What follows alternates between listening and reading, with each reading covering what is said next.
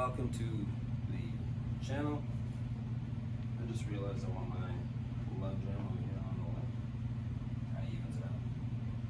I'm kind of a balanced type of person, you know. So to continue a little example of movements that are available in each mode. I made one on Earth, and here we are coming up to the next phase. Water. Water is nice. It's very flowy, and there are a lot of options when it comes to your movements. Not only the technical movements with the poi, you know, between themselves, the tricks, quote unquote, but also your movements within them. All right, so with water, you can allow them to just definitely, there's more of a flowy effect, right? I mean, I hate to be cliche and say it's a flow arts thing, so it's very flowy, but water is that one that just people kind of tend to gravitate to because it's, to the average person that doesn't know flow arts, it seems kind of mesmerizing that one could be in the front and then behind you. And if you were to take a side view, I don't really have the room to do it right here. I should make another video on weaves entirely, but there are a variety of different things other than weaves that I just kind of want to go over as well. So for this one, we have this movement here. I believe these are Tic Tacs or TikToks. I think I called the other one. I should actually really figure out the names of all these moves because I've always sort of watched, and as I've practiced these elemental styles, and really it started with weaves. Once I figured out weaves, everything else kind of branched off of that in a way. For me personally, at least. I'm not saying that you got to do it that way too, but in terms of breaking it down for poi, breaking down the movements, and then your body position within them, learning weaves is definitely going to be crucial to how you flow. And that is in Wata mode. And again, either direction, it's a weave. All right, so you have this reverse weave. Technically, right now I'm doing a reverse 3-beat weave. 1, 2, 3, 1, 2, 3, 1, 2, 3, 1, 2, 3. Boom. Now you can turn your body, and the reverse turns into the front side. That's a 5-beat weave, my bad. 1, 2, 3, 1, 2, 3, 1, 2, 3, 2, 3, 1, 2, 3, 1, 2, 3. Reverse. And I don't know if you can tell from this side. I guess I'll review the video. We'll see. But I'm going to go through a 1-beat weave. This is a right hand led 1-beat weave. 1 beat. And I'm kind of extending my arm to exaggerate so that you can see. And then you have a 2-beat weave. Sorry, this is a 3-beat weave. Apparently I can't do a 2-beat.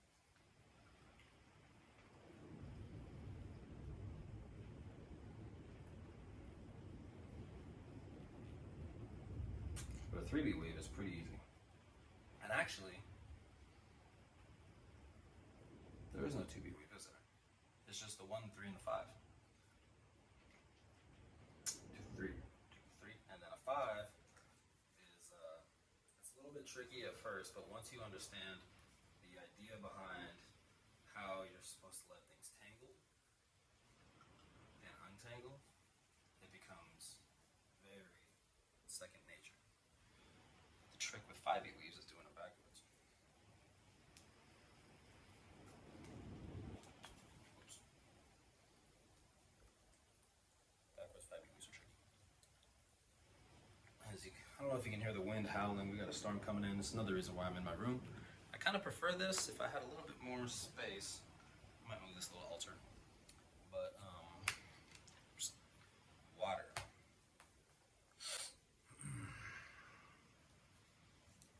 We have weaves. We have isolations. I forgot about isolations. I really like isolations. They kind of have a tricky sort of mesmerizing feel to them, especially when you have fire. And if you do try this with fire, if you've never done isolations before, I definitely recommend you try isolations with daylight props or LED, because you kind of have to bring this inner rotation directly under your face. I don't know if you know anything about heat and fire, but it tends to rise. So if you want to singe your eyebrows, give this one a try. But you kind of want to keep it back. Try to make it look as clean as possible.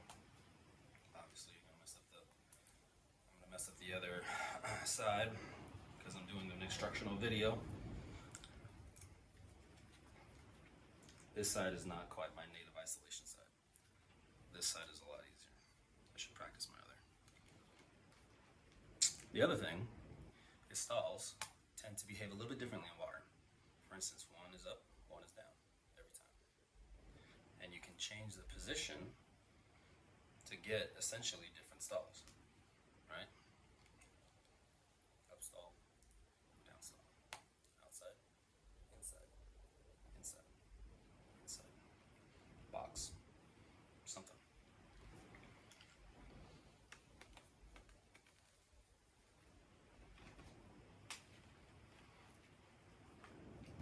Not bad. That was a different mode. Sticking with water, we also have what are called windmills. Because I look like a windmill. I can do it one way, but don't be ashamed if you can't do it the other way. This is new. Holy shit, I'm actually doing it. Fair warning, man. Windmills are somewhat dangerous because the position of your poi are just dangerous. Beware. Next up, the other thing we have in water is this nice little, again going into Volcatech Gospel. Well, first, talk about air wraps. This is another one that kind of trips people out, especially at the, when they're a beginner poi. I get asked sometimes, like, how did you do that one thing? When you went like this and you went like that, and then they spun around each other. And the key is they spun around each other. That's the key indicator they're talking about air wraps. This one is kind of, well, it's definitely tricky, but once you gain an understanding, and the other thing too is that this one is very much more easily learned slowly. And I don't know if I said that yet, but whenever you're flowing, do your best, at least with the poi, to go as slow as possible. Because when you can take these tethered, balls on the end of some rope and kind of make them look like they're floating in air, it creates something of a mesmerizing effect. I'm afraid to go full off. Oh, yeah, I hit things. But air wraps. I'll have to do a whole other video on this. And there are extensive videos on air wraps. I recommend looking up Drex Factor. He's got a good air wrap video. Playpoi. Sorry, man, I forgot your name. I know his name's Playpoi. I think his first name's Nick.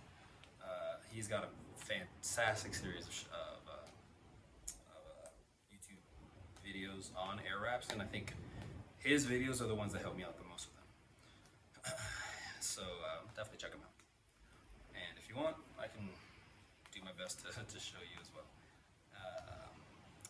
Air wraps, and then I also do this funky little air wrap stall thing. Undo it. I kind of shows you lots of times. It's sort of nice. What else we got? Oh, yeah. Oops. Archer weaves.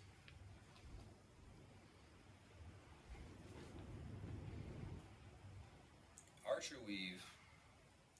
It takes the idea of a 3-beat. 2, 3. If you can do a 3-beat weave, you got the basis for an archer weave. Because essentially, once you get your 3-beat down, you change the position of your hands. So if I was to be here, it would be a 3-beat weave. But if I extend one arm and keep one in, it's still a 3-beat weave. It just creates a different effect as it's sort of opposite.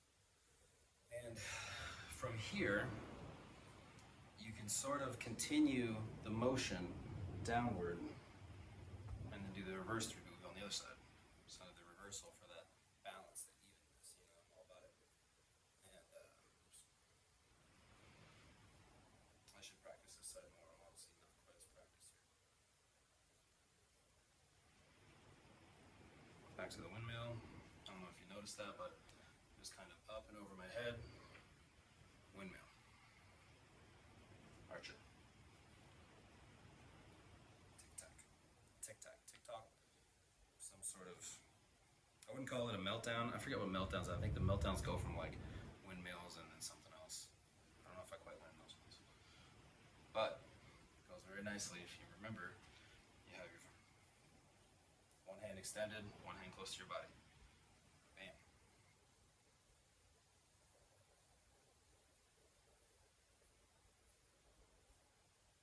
And then if you chain them together, you get what are called 4-beat weave fountains. I should probably study up on these names. But really, as I said, once you start learning the weave, once you get a good handle on weaves and how they feel at different points of your body, like you can do body tracers with weaves, you will gain a better understanding of how everything, all the other moves kind of branch off from that, and really you're just switching the position of your hands and the timing of the move. Doing your best to keep them in same direction, split time. Water. Right, when one is up, the other is down. When one is right, the other is left. They just have this sort of opposing line, or this, I guess, line between the two heads that you try to keep in contact, or keep in.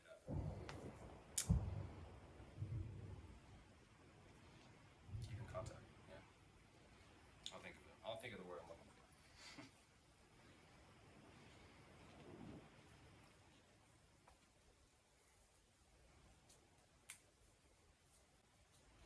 What else exists in water? This is not water. Boom. Is this water? No. It's not water. And I believe it was air.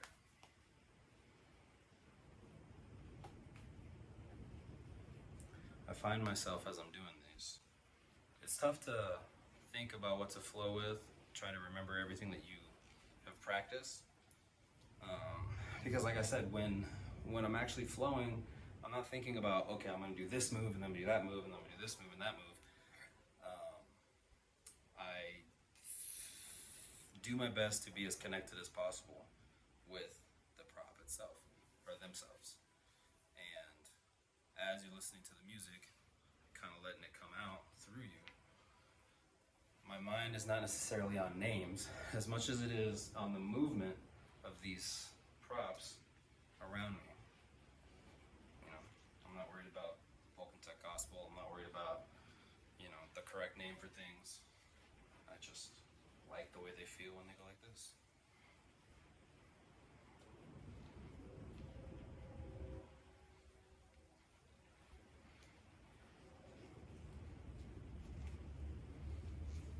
That was sloppy.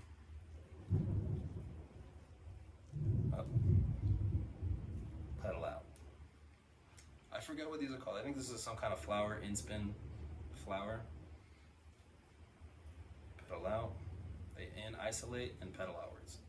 Isolate, pedal outwards. Pedal outwards. Isolate, pedal outwards. I wonder actually. You know what? I have an idea.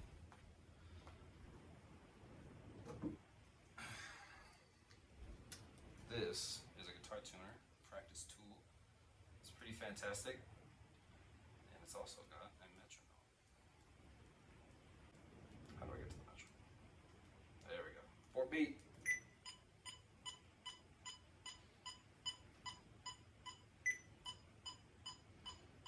Okay. So right now we're in. I'm gonna go with 40 BPMs. Actually, I'm gonna go with 35 BPMs. Because 35 is a subset of 70, which is half of 140, which many EDM songs are in 140. Not all of them, of course. There's a lot. And honestly, a lot of songs in general are in 140. And I have this in 3, so this I really should set this up before I start the camera. Alright, so let's go. Bum, bum. And honestly, this might be a little bit too slow.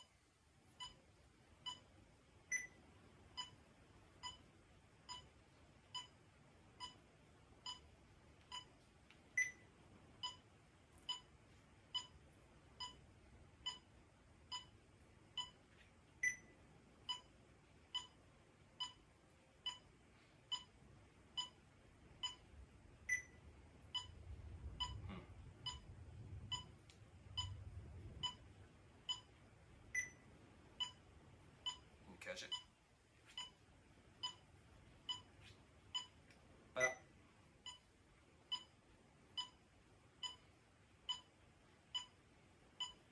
Up.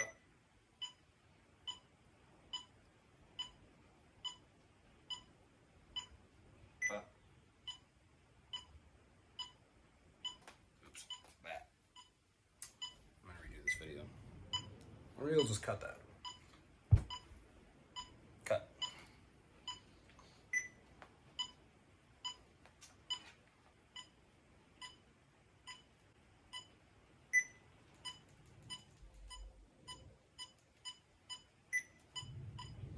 Alright, so now we're in 70 BPMs. 70 being half of 140. Many, many songs at 140. Up, up, up, up, up, up, up.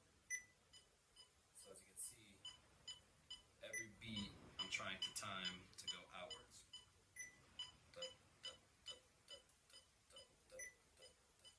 And to time this, I have picked a point on the wall, and I'm watching the poi go through it.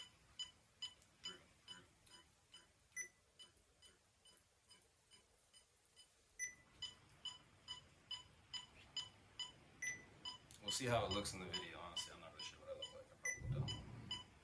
We'll see. Switch.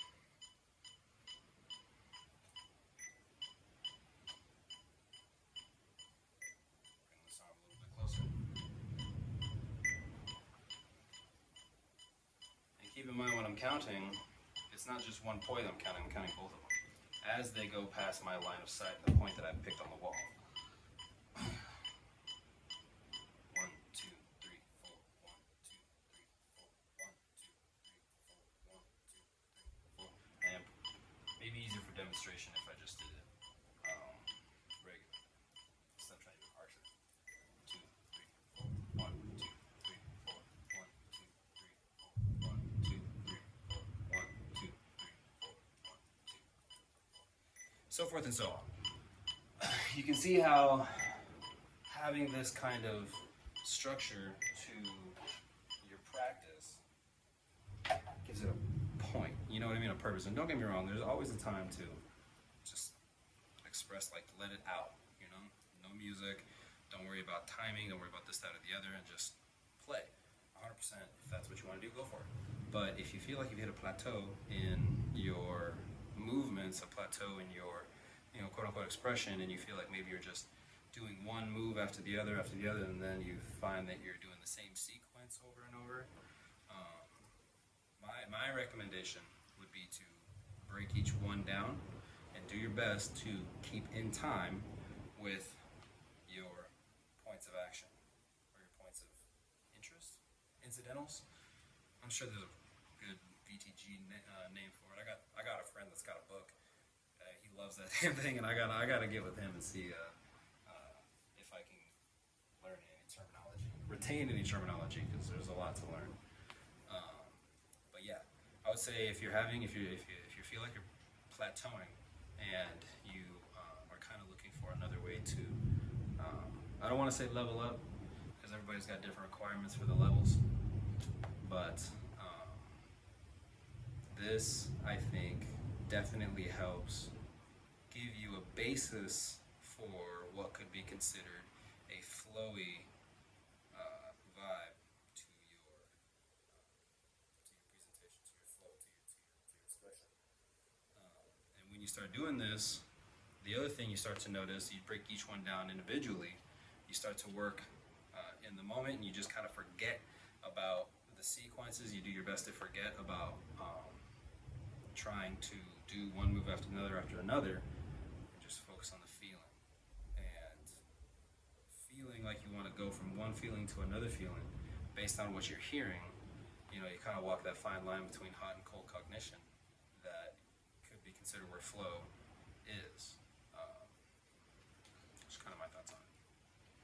But the other thing I like about this method, this system, this elemental system, is that, as you can see, I don't know if you have, if you have experience with other props, you know, other than poi. These ideas are very much applicable to not only other props, but literally every part of life. I mean, personally, I do my best to find flow in everything. I mean, we're all vibration, we're all frequency, and we're all amplified, feeling each other, feeling each other's amplitudes, our troughs, our highs, and our lows. And there is a flow in everything, not only your props, but in your workday, all the way down to your thought patterns. I'm not going to get too philosophical here, we're talking about point, but it is something that I like thinking about, it's something that I like talking about. So if we know each other, or if you want to, well, actually, I probably want to engage in any kind of comment debate. From what I hear about YouTubers, you don't really want to look at the comment section for a while, so we'll see. But maybe I'll make a video, maybe I'll make subsequent videos on my interpretation of how flow, the idea of flow, can be applied to all areas of life, not just flow arts, but to the way that you think and the way that you do everything. Yeah, flow arts, man. It's interesting that something so, I want to say childish, but playful, has such a heavy effect on the way that we view the world. You know? How do you like to play? Can you make money playing? That's the key. Anyway, we were talking about water, and we floated to, as conversations with me usually do. What did we go over today? We went over weaves. We went over archer weaves. We went over fountains. We went over tic tacs or meltdowns. Not really sure what these are, but essentially all this is it's a weave on either side of you in opposite positions, right? One's in the front, one's in the back, and then you switch. One's in the back, one's in the front, and then you switch. One's in the front, one's in the back, and you switch. And then you get used to doing it with one beat in between rather than four. 1, 2, 3, 4, 1, 2, 3, 4, into just one. And you never really got to move your body, you're just kind of moving your hands nonchalantly. We went over air wraps, went over stalls, and how stalls are behaving in this mode. How one will always be up and one will always be down if you do them at the same time. And if you do one stall and keep the other one going, obviously you change modes.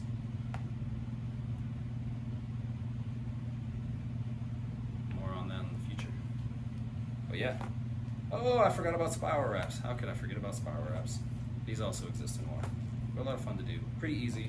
However, if you have cheaper poi, these tend to be real hard on them because the centripetal force of this head's flipping around and then going straight back. It's a pretty heavy load on, you know, cheap $20 LED pois. I've broken several like this. And I fucked up some Flow toys, you know, Flow Toys brand. Really great stuff, and I've had a pair of their Capsule 2.0s for years and years and years. But yeah, I've definitely taken the LED head off of the tether by doing too many of these too fast. So it's fun to do, but don't get too excited when you do them because you could break your shit. Your boy. I'm sorry, this is supposed to be an 18 and up channel. I better stop before I say anything else to everybody. Have a nice day. Thank you for tuning in. We'll see you next time.